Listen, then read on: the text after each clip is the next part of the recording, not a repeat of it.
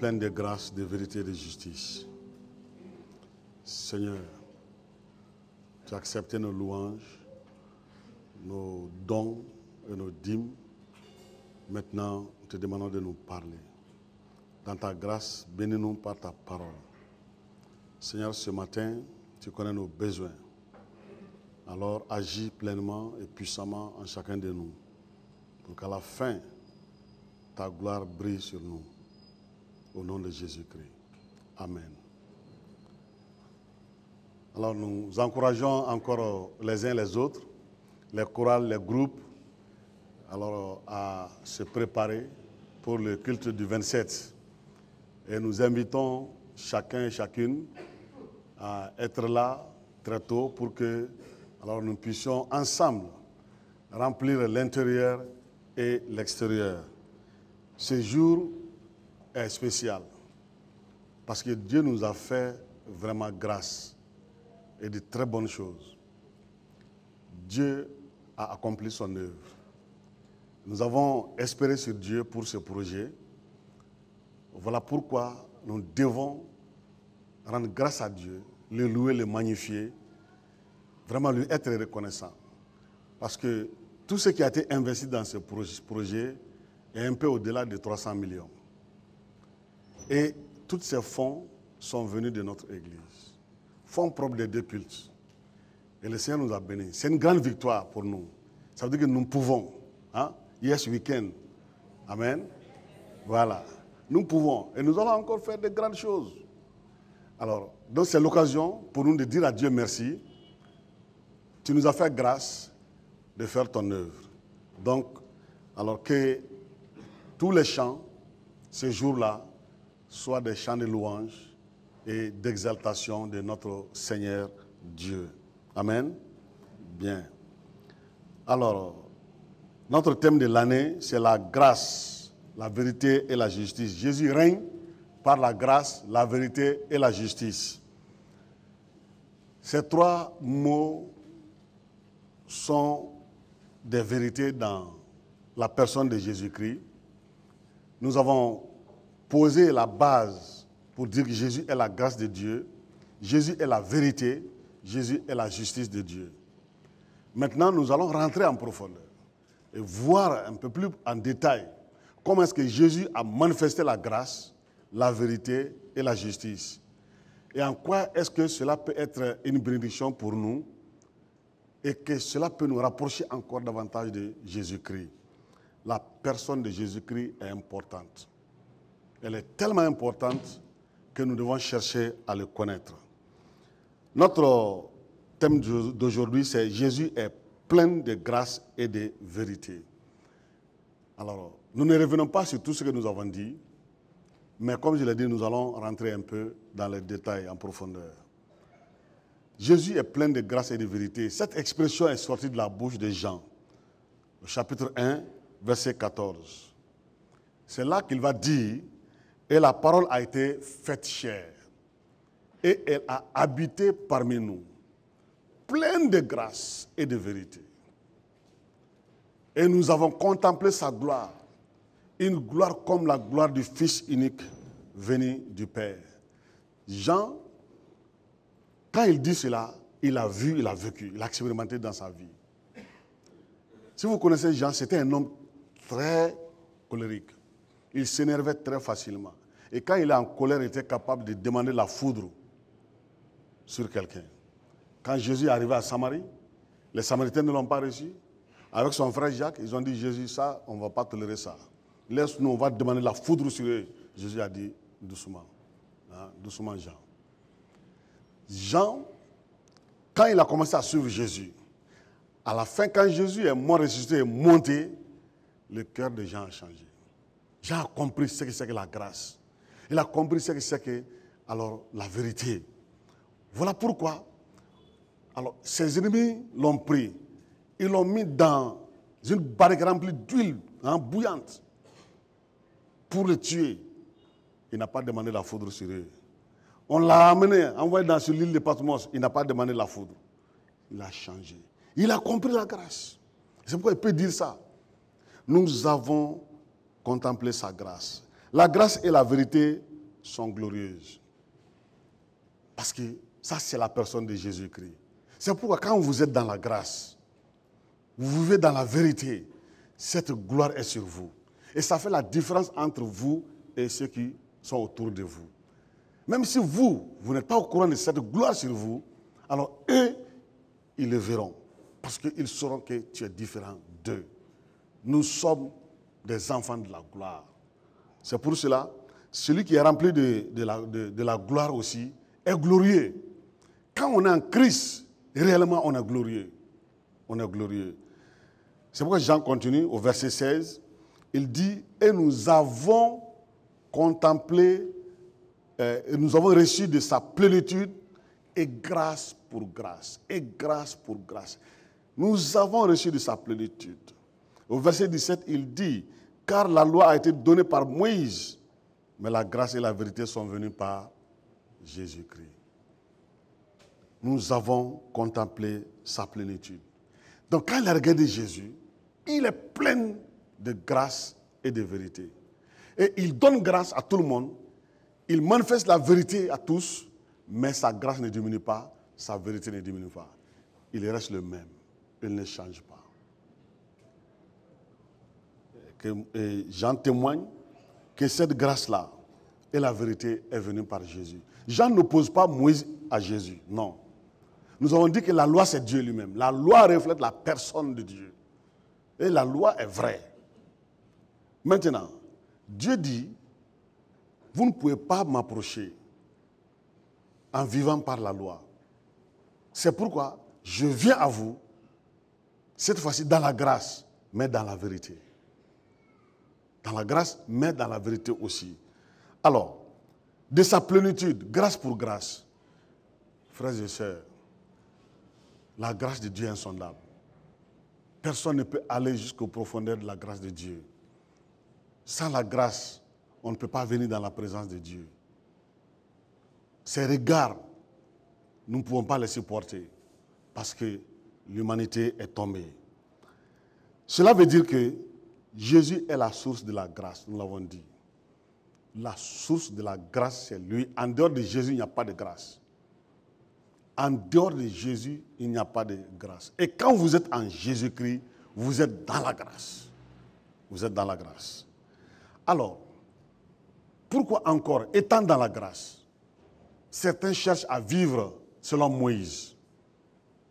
Ils cherchent à vivre selon la loi. Pourquoi? Pourquoi on veut amener encore les gens à vivre selon la loi? Non. On ne peut pas vivre selon la loi. C'est impossible. On ne peut pas être juste selon la loi. Voilà pourquoi nous devons chercher à comprendre ce que la loi nous dit. Pour comprendre la grâce réellement. Voici ce que la grâce fait et la loi fait.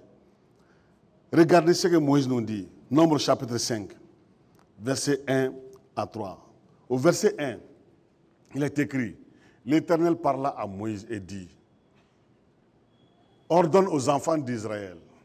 Donc Dieu veut dire à Moïse, vous ne pouvez pas m'approcher selon la loi. Si vous voulez que je vous traite selon la loi, voilà ce qu'il y a. Dis-leur de renvoyer du camp tous les lépreux. Et quiconque a une gonorrhée ou est souillé par un mort. Et au verset 3, homme ou femme, vous les renverrez. Vous les renverrez hors du camp, afin qu'ils ne souillent pas le camp au milieu duquel j'ai ma demeure. Ça, c'est dur. Il y a 3 groupes de personnes ici que la loi rejette. D'abord, les lépreux. La lèpre était aux yeux de Dieu une souillure, symbole du péché. Dieu dit, tous ceux qui sont malades de lèpre n'ont pas de place dans mon camp. Parce que moi, j'ai ma demeure. Donc, il ne peut pas rentrer dans le camp. Ils vont souiller mon camp. Il ne peut pas m'approcher. La loi les met au dehors. La loi les isole. Alors, deuxième groupe, ça c'est ceux qui ont des gonorrhées. Tous ceux qui ont des pertes de pus, des pertes de sang, vous voyez, des maladies comme ça, la loi les considère comme étant souillé, il ne peut pas vivre au milieu du camp. Dieu dit, il ne peut pas m'approcher. Il faut les isoler. Troisième groupe, ceux qui ont touché un mort, un cadavre. Quand votre parent meurt, vous le touchez, vous êtes souillé. Et vous ne pouvez plus rentrer dans le camp comme cela. Donc il faut que ceci passe par des rites sacrificiels. Alors pour que le lépreux puisse rentrer dans le camp, il faut qu'il soit sanctifié et guéri. Donc s'il est guéri, alors il se présente devant le sacrificateur avec 2 oiseaux. Alors le sacrificateur prend les oiseaux, il les regarde. Donc pour témoigner qu'il est bien clair qu'il est guéri, il égorge un oiseau, il met le sang dans un récipient, il prend l'autre vivant, il l'imbibe et puis ensuite il asperge cela sur le lépreux guéri. Comme pour dire que tu es guéri maintenant, tu peux rentrer dans le camp. Et chaque groupe de personnes avait quelque chose à faire pour qu'il soit accepté par Dieu dans le camp. Donc le peuple savait cela. Et quand quelqu'un s'entêtait pour rentrer parmi le peuple, la suite, c'est la mort. Voilà ce que Moïse nous dit. Et si on veut vivre selon la loi aujourd'hui, ça veut dire que tous ceux qui ont la lèpre, que ce soit visible ou intérieur, ne peuvent pas rentrer dans l'église. On va préparer un lieu d'isolement pour eux. Tous ceux qui ont des gonorrhées, c'est la même chose. Tous ceux qui ont touché un mort, c'est la même chose. Mais la grâce est venue. La grâce est venue. Quand Jésus, la grâce est venue, Jean a dit que nous avons reçu de sa plénitude, grâce pour grâce. Maintenant, voici ce que la grâce nous dit. Voici ce que Jésus, la grâce de Dieu, nous fait. La loi nous disqualifie, la loi disqualifie certains, mais la grâce qualifie. C'est pour cela, dans Matthieu 8, verset 1, il est écrit, mais lorsque Jésus fut descendu de la montagne, une grande foule le suivit. Jésus était sur une montagne, il est arrivé là, il y avait la foule, il a passé du temps à enseigner la foule d'abord, la foule était au bas de la montagne, il est monté. Donc quand tu es en hauteur, la voix est portée plus encore. Donc toute la foule peut entendre l'enseignement. Et quand il a fini d'enseigner, il descendit. Alors il est descendu vers la foule, mais il a remarqué quelque chose. Et il a dévié le chemin. Donc la foule l'a suivi. C'est pourquoi, voici un lépreux s'étant approché, se prosternant devant lui et dit, Seigneur, si tu le veux, tu peux me rendre pur. Regardez maintenant. Ça veut dire que le lépreux était caché quelque part. Il voyait la foule, il ne peut pas s'approcher. Ils vont le tuer. Il ne peut pas approcher Jésus. Mais il a compris que cet homme-là qui parle comme ça, donc il a entendu l'enseignement, ne va pas me rejeter. Donc, Jésus, il connaît tout, il voit tout. Donc, il a vu le monsieur. Donc, il est venu vers le monsieur. Et la foule l'a suivi. Maintenant, il va parler. Il dit, si tu le veux, tu peux me rendre pur. Oui, la grâce veut. La grâce, c'est la volonté de Dieu. La grâce veut. Dieu veut que tous les hommes soient sauvés. La grâce veut, et la grâce a une volonté positive. Et la grâce peut aussi. Voilà pourquoi le lépreux parle ainsi. Seigneur, si tu le veux, tu peux me rendre pur. La loi m'a exclu. La loi m'a rejeté. Je suis devenu un marginalisé. Je ne peux pas approcher, vivre comme les autres. Voilà ce que la loi a fait de moi, Jésus. Mais toi, si tu le veux, tu peux me rendre pur. Et le verset suivant, Jésus va répondre. La grâce a toujours une réponse. Vous ne pouvez pas interpeller la grâce. Vous ne pouvez pas appeler la grâce. Que la grâce se taise. La grâce vous répondra toujours. Dieu a encore l'oreille tendue. Il a encore les bras tendus. Il dit, venez à moi. Il nous veut. Il faut parler, il faut inviter, il faut parler. Jésus étendit la main et le toucha. Donc quand Jésus l'a touché, selon la loi, Jésus est devenu impur. Alors que c'est lui la loi. Il est Dieu, c'est lui Dieu. Maintenant, il touche le lépreux. Devant tout le monde. Et la personne ne peut dire un mot. Parce que celui qui a donné la loi, c'est lui-même qui est venu, il est là en personne. Il est venu nous chercher. Il répond au lépreux, je le veux. Je le veux. Dieu a donné cette réponse à tout le monde entier. Et Jésus l'a déclaré, il dit, car Dieu a tant aimé le monde, qu'il a donné son Fils unique, afin que quiconque croit en lui ne périsse point, mais qu'il ait la vie éternelle. Dieu veut que tous les hommes soient sauvés. Voilà pourquoi il a donné Jésus-Christ. Je le veux. Et sois pur. Sois pur. La grâce est puissante. La grâce, c'est la puissance de Dieu. La grâce est plus puissante que la mort, plus puissante que la loi. La grâce va au-delà de tout ce que nous pouvons penser, imaginer. Sois pur. Aussitôt, il fut purifié de sa lèpre. Puis, Jésus lui dit, garde-toi d'en parler à personne. Mais, va te montrer au sacrificateur. Et présente l'offrande que Moïse a prescrite, afin que cela leur serve de... Le monsieur se lève, il se regarde, il saute de joie, il crie. Maintenant, il rentre dans la foule, il continue avec Jésus, et après, il va prendre 2 oiseaux, il se rend dans le temple. Il peut rentrer jusque dans le temple. Il vient voir le sacrificateur. Il lui donne 2 oiseaux. Il dit, mais ça veut dire quoi ça? Qu'est-ce que tu as? Il dit, j'étais un lépreux. Je ne pouvais pas faire ceci.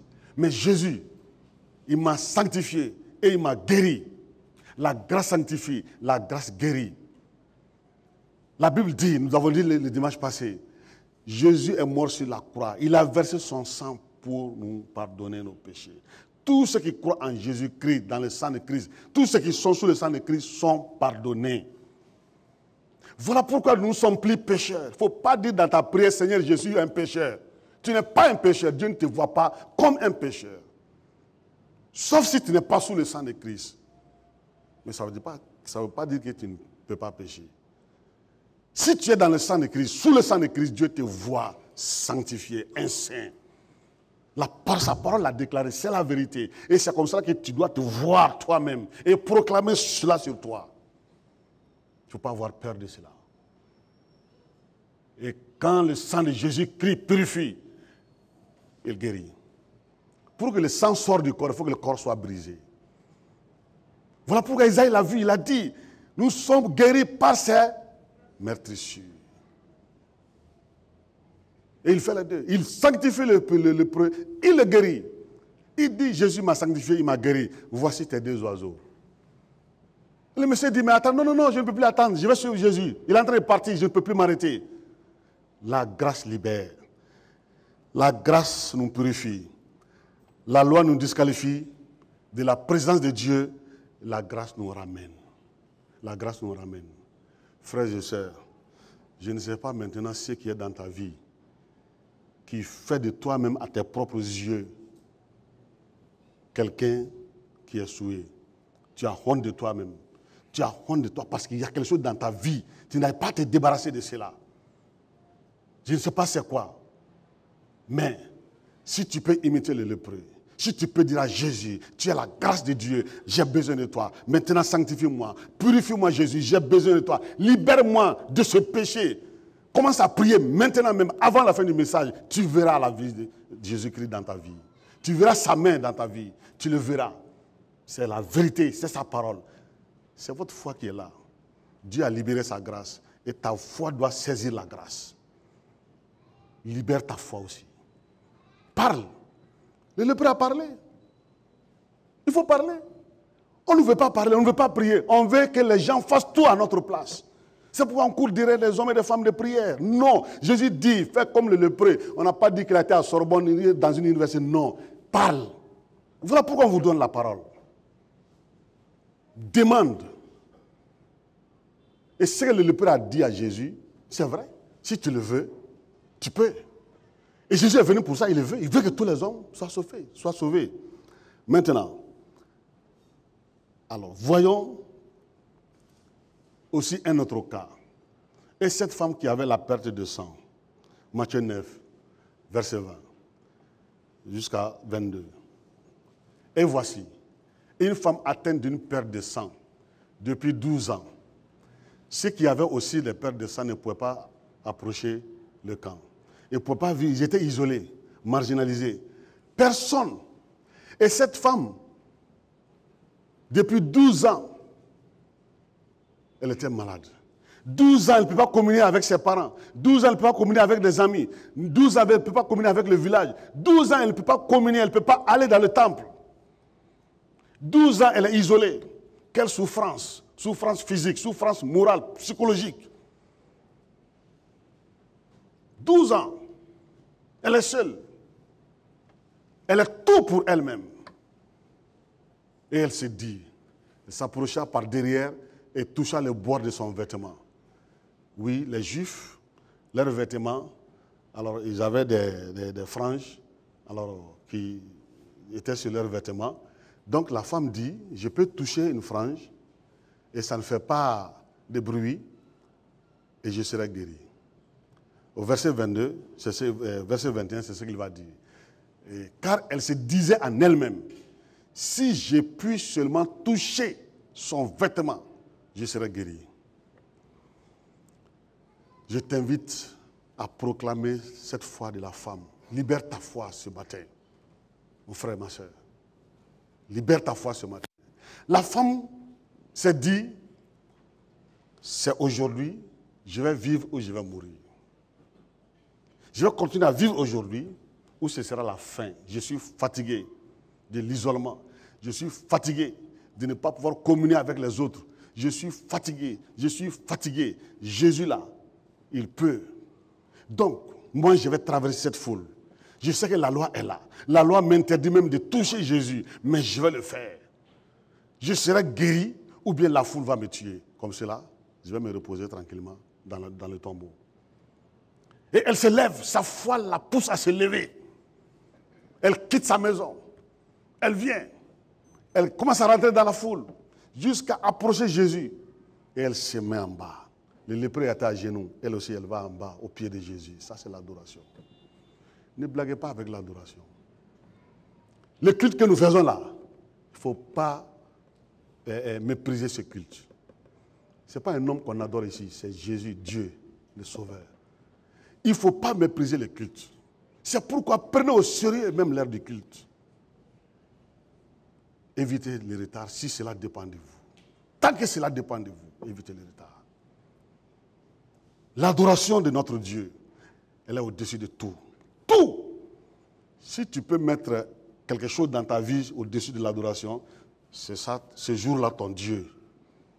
Je l'ai enseigné ici en 2021.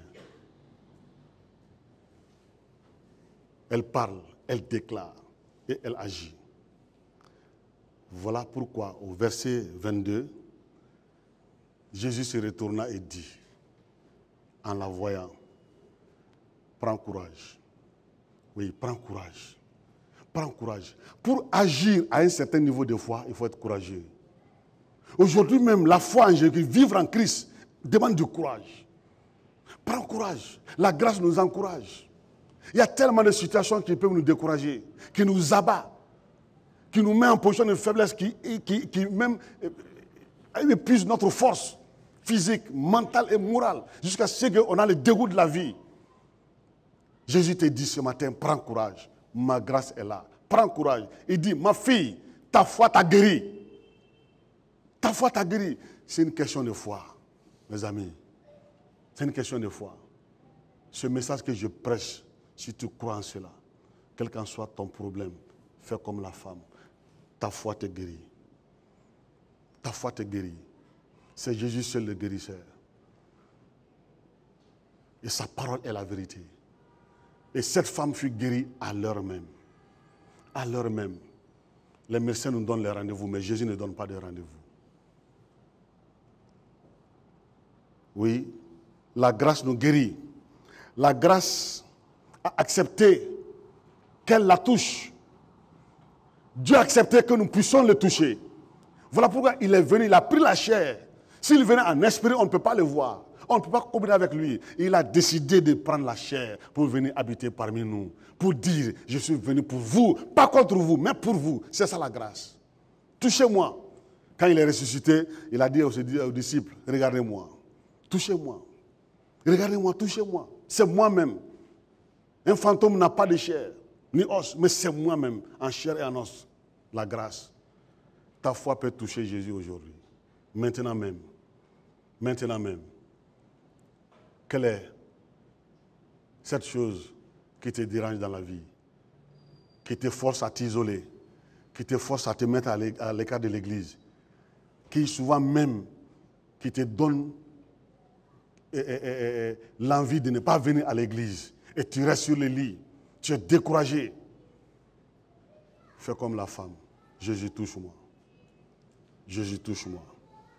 La grâce nous fait sortir de l'isolement. La grâce fait notre valeur. Notre valeur est dans la grâce. C'est la grâce qui connaît notre valeur. Dieu connaît ta valeur. Il est la grâce. Il sait ce que tu es. C'est lui qui t'a choisi, t'a envoyé sur cette terre. Tu es le choix de Dieu. Personne ici n'est le choix de son père ni de sa mère. Nous sommes tous le choix de Dieu. Donc Dieu connaît ta valeur. Voilà pourquoi sa grâce est venue te chercher. Elle est morte. Quand tu touches un mort, tu es souillé. Tu ne peux pas rentrer dans le camp. Allons, c'est Jairus. Matthieu 9, verset 23. Alors, jusqu'au verset 25, on va commencer avec le verset 23. Lorsque Jésus fut arrivé à la maison du chef et qu'il vit les joueurs de flûte et la foule bruyante, Jairus, Luc va nous rapporter en détail, c'était le chef de la synagogue. Alors, il a une seule fille unique qui a 12 ans, qui est en train de mourir. Il n'a pas d'autres enfants. Il n'est pas sûr qu'il en aura encore. Et cette fille est en train d'aller dans la mort. Jairus se lève. Il va chercher Jésus. Il le trouve au milieu de la foule. Il se met à terre. Jésus, viens chez moi. Vite, vite, vite, vite, Jésus. Ma seule fille unique est en train de mourir. C'est sur ce chemin que la femme-là, qui a la perte de sang, va aussi recevoir sa guérison. Cela va retarder un peu Jésus. Alors, Jésus arrive chez Jairus. On ne va pas parler de quel est le plus urgent. Si c'est aujourd'hui nos médecins, alors une fille qui est en train de mourir, une femme qui est son sang en train de se vider, laquelle il faut mettre sur la table d'opération d'abord. Voilà. Je ne vous demande pas de choisir. Mais Jésus, je vous demande de suivre Jésus. Alors, suivons Jésus. Il arrive chez Jairus. Il voit des joueurs de flûte. Ils sont là en train de chanter. C'est des chants mortiers. Et même il y a des musiques mortières. Dans nos cultures, on en a. Alors, ils ont commencé cela. Donc, la maison de Jairus est devenue d'abord déjà une maison de deuil.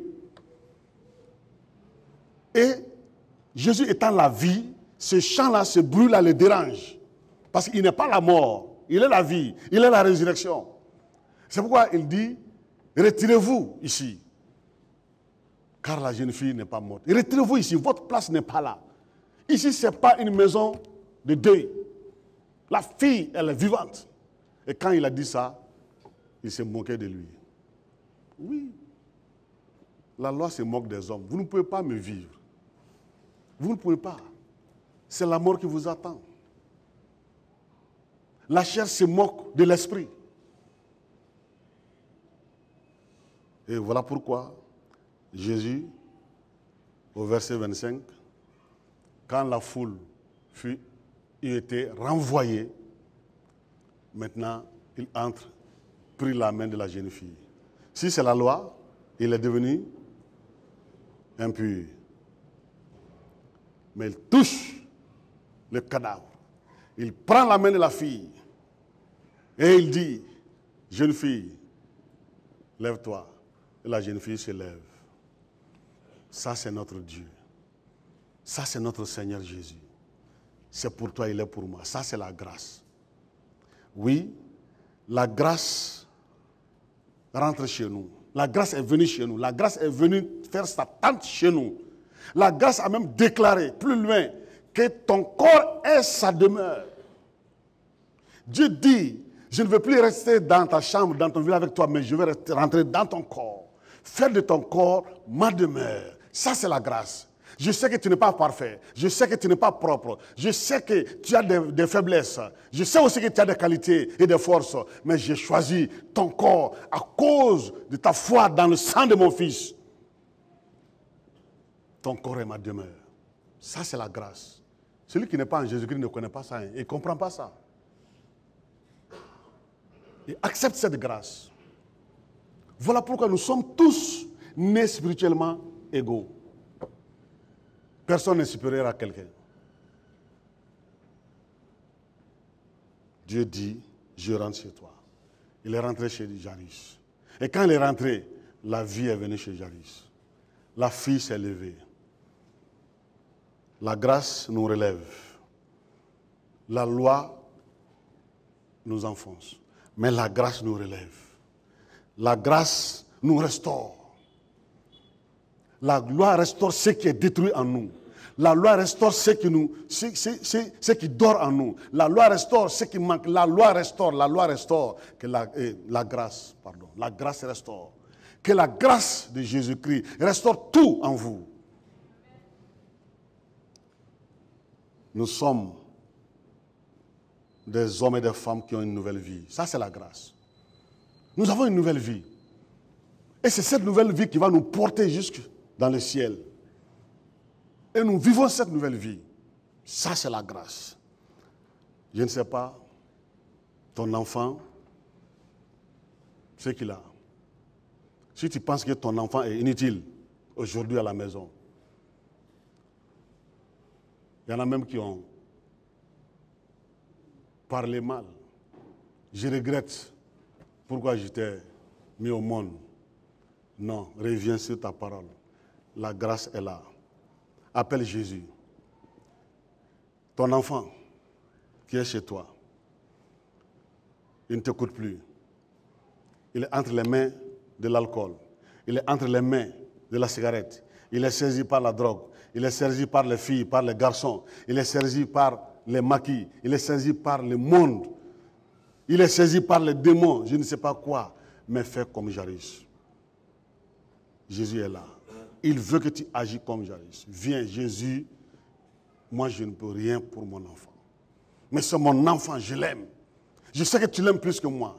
Tu es venu dans ta grâce. Et ta grâce peut tout. Restaure mon enfant. Restaure mon enfant. Relève mon enfant. Donne une nouvelle vie à mon enfant. Si ta foi peut déclarer, peut parler de cela, à genoux devant Jésus-Christ, ton enfant retrouvera cette vie nouvelle. Il sera guéri. Je défie votre foi. Parce que c'est la parole de Dieu et c'est la vérité. La Bible ne ment pas. Et Jésus n'a pas de mensonge. Alors, la grâce continue son œuvre.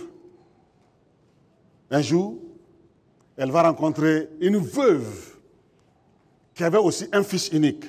Luc chapitre 7, verset 11 à 15. Et le verset 11 dit, le jour suivant, Jésus alla dans une ville appelée Naïn. Ses disciples et une grande foule faisaient route avec lui. Donc ça, c'est le premier cortège. Et celui qui est devant le cortège, il s'appelle la résurrection et la vie. Et leur pas de marche chante, je suis la résurrection et la vie. Je suis la résurrection et la vie.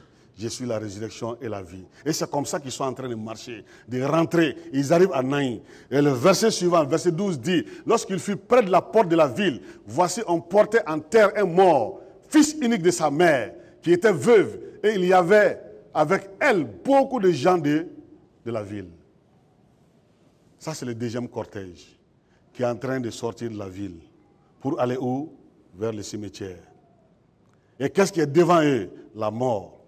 Et leur chant de leur pas dit, je suis la mort, je suis méchant. Je suis la mort, je suis méchant. Je suis la mort, je suis méchant. Maintenant, les deux cortèges vont se croiser. La mort est sur nos pas. Le péché, la loi, le péché, la mort est en train de nous suivre, de nous poursuivre, de nous chasser, de nous pourchasser. Mais la grâce est venue pour nous chercher, pour nous arracher de la loi, pour nous arracher du péché, pour nous arracher de la mort. Voilà pourquoi Jésus n'a pas dit je suis la mort, il a dit je suis la résurrection et la vie. Et au verset 13, le Seigneur l'ayant vu. Vu qui? La femme fut émue de compassion. Ça, c'est la grâce. La grâce a compassion. La grâce a pitié. La grâce est pleine de miséricorde. Voilà ce que Dieu est. Voilà ce que Jésus est. Jésus n'est pas contre nous.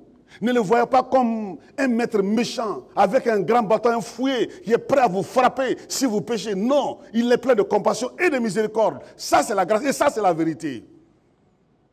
Ça sera la vérité si tu peux comprendre cela et compter sur lui quand ça ne va pas. Alors, il dit, vous voyez, là aussi il parle. La grâce parle. Il dit, qu'est-ce qu'il parle? Il dit, ne pleure pas. Ne pleure pas. Ça, c'est la grâce. Elle est venue pour essuyer nos larmes, pour nous donner la paix du cœur, pour faire taire les pleurs en nous. Oui, pour nous donner la joie. C'est pourquoi la joie fait partie des œuvres du Saint-Esprit en nous. Ne pleure pas. La vie s'arrête. Et au verset suivant, Jésus s'approcha et toucha le cercueil. Le cercueil, c'est la caisse du cadavre. Ce n'est pas la caisse des vivants. N'est-ce pas? Quand vous voyez un cercueil ici, c'est un mort qui est dedans. Et là, si c'est la loi, le fait qu'il a touché le cercueil, il est devenu souillé. Mais regardez, qui peut le dire, Jésus, tu es souillé? C'est lui qui est la loi, qui a donné la loi, c'est lui qui est la grâce. Il est venu avec la grâce. Ceux qui le portaient s'arrêtèrent. Et il dit, jeune homme, je te le dis, lève-toi. Lève-toi. Et qu'est-ce qui s'est passé? Et le mort s'assit et s'est mis à parler. Jésus le rendit à sa mère. Il est prêt à faire la même chose aujourd'hui. Il ne change pas. La Bible dit qu'il est le même hier, aujourd'hui, éternellement. Il ne change pas. Ne doute pas de Jésus pour aller ailleurs. La solution n'est pas ailleurs. Toute la solution pour tous les problèmes de la vie, c'est la grâce. C'est Jésus-Christ. Crois en ça. Ça, c'est la vérité. Oui, la grâce est là. Quand la grâce a rencontré la mort s'est tue. Vous voyez, la mort ne peut pas dire « je ne lâche pas le jeune homme ». La mort ne peut pas parler devant Jésus. Elle ne peut pas. Elle ne peut pas. Tu as la vie en Jésus. Maintenant, cette grâce dont nous parlons a été réalisée où et quand? À Golgotha, la voile s'est déchirée. Quand le voile s'est déchiré, c'est Dieu en personne qui est venu. Le jour où Jésus est mort, le voile du temple s'est déchiré. Nous retrouvons cela dans Matthieu 27, verset 50 à 53. Le verset 50 dit, Jésus était sur la croix. Maintenant, il est en train il est vers la fin de la réalisation de la grâce pleinement. Jésus poussa de nouveau un grand cri et rendit l'esprit. Et au verset 51, et voici, le voile du temple se déchira en deux, depuis le haut jusqu'en... Le voile qui séparait le lieu saint et le lieu très saint était très élevé, c'était en hauteur. Je ne peux pas toucher le voile là, sauf si je monte sur quelque chose. C'était la même chose dans le temple. Le sacrificateur, sa main ne pouvait pas toucher le voile. Et quand le texte dit, ça c'est pas gratuit, hein, que ça s'est déchiré à partir du haut jusqu'en bas. Ça a commencé en haut jusqu'en bas. Ça veut dire que celui qui est en haut, c'est lui qui l'a déchiré. Dieu, plein de grâce et de vérité, qui est en haut, quand son fils a parlé, Père, je te remets mon esprit, il a dit, je reçois ton esprit, il est descendu dans le temple et il a pris le voile en haut, il a déchiré jusqu'en bas pour dire maintenant, je viens vers vous, je viens vous chercher. Vous ne pouvez pas accéder à moi. C'est un seul homme parmi vous qui peut venir avec vos péchés devant moi. Mais maintenant, moi-même, je suis venu vers tous. Me voici. Je suis venu vous chercher. Et pourquoi tu donnes dos à Jésus aujourd'hui? Parce que tu as un problème dans la vie. Parce que tu es fâché. C'est-à-dire, il y a des chrétiens même qui se fâchent contre l'église et ils abandonnent l'église. Je ne sais pas. Qu'est-ce qui te prend? L'église là, c'est pour quelqu'un? C'est Jésus qui est là. Qu'est-ce que Jésus t'a fait? Il t'a insulté? Il t'a manqué du respect? Pour que tu abandonnes, tu donnes dos à lui? Et tu penses que tu peux avoir raison devant lui en disant non, le pasteur m'a oublié, moi j'étais malade, le pasteur n'est pas venu chez moi, et ils font des exceptions de personnes, ceci, cela, et tu abandonnes. Tu penses que tu peux avoir raison? Il faut arrêter ça. Dieu a pris le temps, il a déchiré le voile pour te chercher. Pour rien au monde, il ne lui donne pas d'eau. Adam lui a donné d'eau une seule fois. Il a chassé du jardin d'Éden. On ne donne pas d'eau à Dieu. On ne donne pas d'eau à la grâce.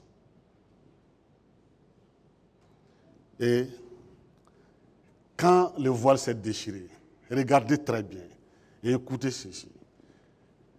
La terre trembla. Aïe. Dieu dans sa grâce, dans sa gloire, dans tout son poids, il a atterri sur la terre. La terre qui a reçu ses pieds a tremblé. Les rochers se fendirent.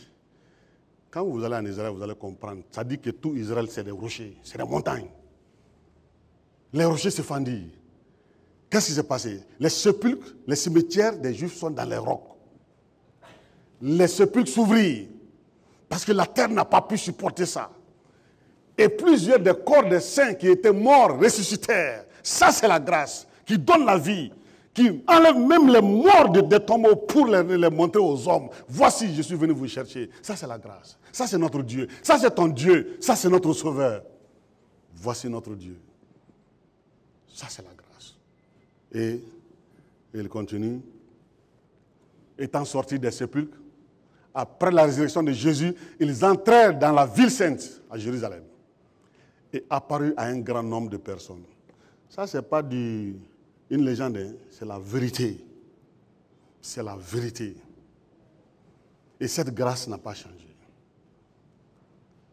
Alors, les frères et sœurs, la grâce, oui. Mais la grâce ne ramasse pas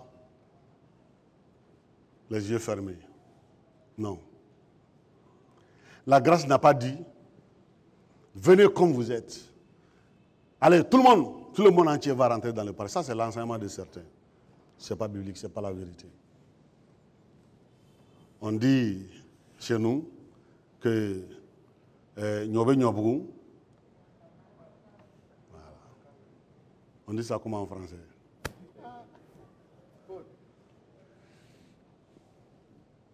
Vous voulez avoir la grâce? Il y a un langage.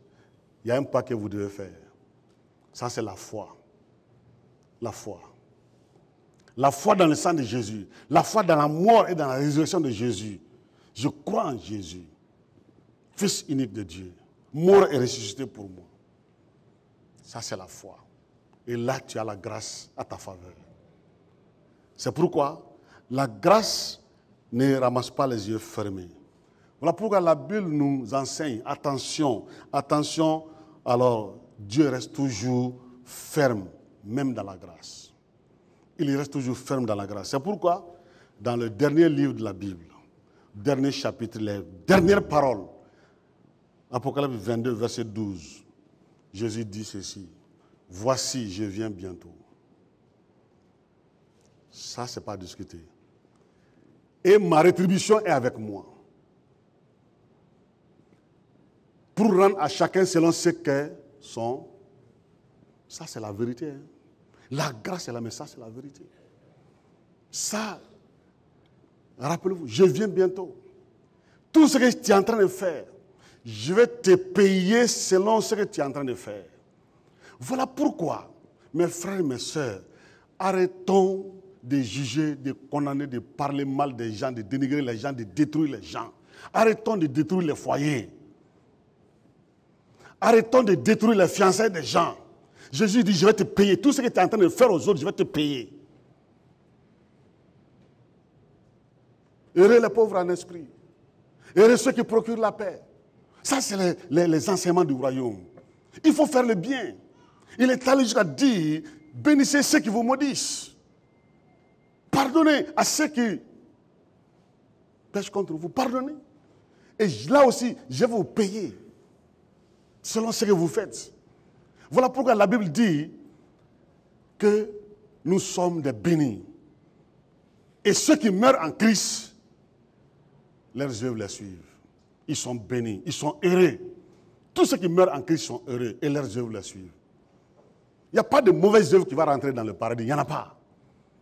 Parce que toutes nos mauvaises œuvres, Jésus l'a pris sur la croix. Et quand tu crois en ça, Dieu ne te voit plus comme un pécheur. Quand tu meurs en Christ, sous le sang de Christ, c'est tes bonnes œuvres qui vont te suivre. Et Jésus dit, je vais te payer tes bonnes œuvres. Et là, il continue. Verset 13. Je suis l'alpha et l'oméga, le premier et le dernier, le commencement et la fin. Je connais tout, je suis au courant de tout ce que vous faites. Ce que vous dites devant les gens, ce que vous avez dans votre cœur, je suis au courant de tout. Je vois tout. J'ai fait tout le chemin de votre vie, je suis revenu, je suis en train de faire avec vous. Vous ne pouvez pas vous cacher de moi. Et il continue. Heureux ceux qui lavent leurs robes. Voilà. Heureux ceux qui lavent leurs robes, afin d'avoir part à l'arbre de vie. Heureux ceux qui lavent leurs robes. Jésus ne te demande pas de laver ma robe. Il ne t'a pas donné cette mission. Il ne m'a pas donné la mission de laver votre robe. Non. Il m'a donné la mission de vous donner sa parole. Sa parole sanctifie. Le Saint-Esprit sanctifie. Sa grâce sanctifie. Ça, c'est lui. Ce n'est pas mon œuvre. Ce n'est pas ton œuvre. Il ne t'a pas donné la mission de laver la robe de cette famille-là. Arrêtons de mettre nos bouches dans les problèmes des gens et de les enfoncer encore. Il faut arrêter ça. Chacun a une robe qui est souillée quelque part, qui est sale quelque part, qui porte une tache quelque part. Jésus dit, occupe-toi de ta robe. Occupe-toi de ta robe. Et si nous comprenons ça, nous venons dans la présence de Dieu, dans un esprit de confession, de pardon, nos cultes vont changer. Nos cultes vont changer. Même la louange va changer. Parce que ce Dieu plein de grâce va se manifester dans toute sa grâce. Mais on ne peut pas passer toute sa vie à mettre la bouche dans les problèmes des autres, à gâter leur nom, à publier leur nom, à étaler leurs péchés sur quoi, je ne sais pas. Jésus dit, occupe-toi de ta robe. En ce moment, tu seras heureux. Et tu pourras entrer dans les portes, par les portes de la ville. Et il continue. Et là, c'est très sérieux. Dehors, les chiens, les enchanteurs, les impudiques, les meurtriers, les idolâtres. Et quiconque aime et pratique-le, voilà, la loi avait exclu des gens. Votre place n'est pas dans le camp, mais hors du camp. Et Jésus dit, je suis venu avec la grâce, mais je reste ferme dans ma vérité et dans ma justice. Voilà. Voici des personnes, ceux qui pratiquent, ceux qui ont ces comportements. D'abord, les chiens. Les gens qui ont des comportements de chiens. Je ne vais pas rentrer dans les détails.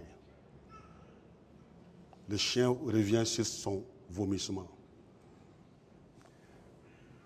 Et leur place, ce n'est pas dans mon paradis. Ils ne rentreront pas. Ça, c'est la vérité. Ce n'est pas moi qui l'ai écrit. C'est les dernières paroles de la Bible. Il dit, les enchanteurs, ceux qui cherchent à envoûter les autres, ce sont des sorciers. Ils sont parmi nous. Il n'y a pas un chrétien sorcier, mais il y a des sorciers parmi nous. Tu ne peux pas voir l'Esprit de Dieu en toi être sorcier. Non. Et quand ils sont parmi nous, les sorciers, ils font tout ce qu'ils ils ont de la Bible, ils chantent avec nous, ils jouent, ils sont dans toutes les activités, ils sont sur les premiers bancs. Mais Jésus dit, je les connais. C'est pourquoi il déclare, il a déclaré depuis longtemps, il dit, tous ceux qui me disent Seigneur, Seigneur, n'entreront pas tous. Je vous connais tous. Il a dit, je suis l'alpha et l'oméga, le premier, le dernier, le commencement et la fin. Je vous connais tous. Il dit, les meurtriers. Jésus a parlé du meurtre. Il dit, quand vous commencez à haïr quelqu'un dans votre cœur, vous êtes un meurtrier. Et un meurtrier est un sorcier. Arrête de haïr ton frère. Il faut arrêter ça. Il est temps que dans une famille, dans une église, qu'on commence à nous aimer.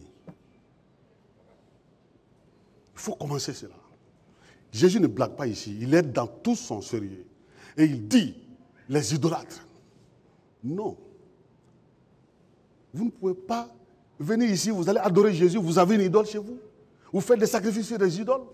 Vous vous moquez de qui? De Dieu? De la grâce de Dieu? Non. La grâce de Dieu, c'est la vérité, c'est la justice aussi. Il dit, quiconque aime et pratique le mensonge.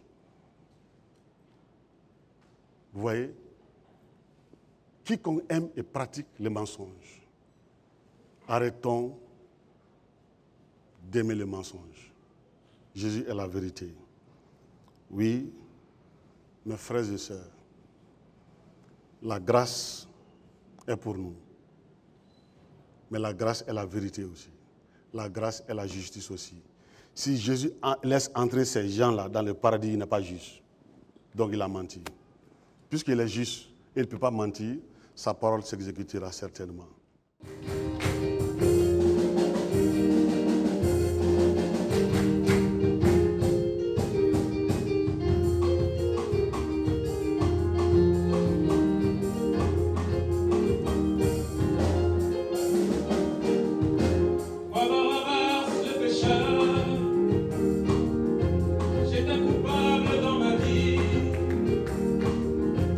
À cause de mes péchés.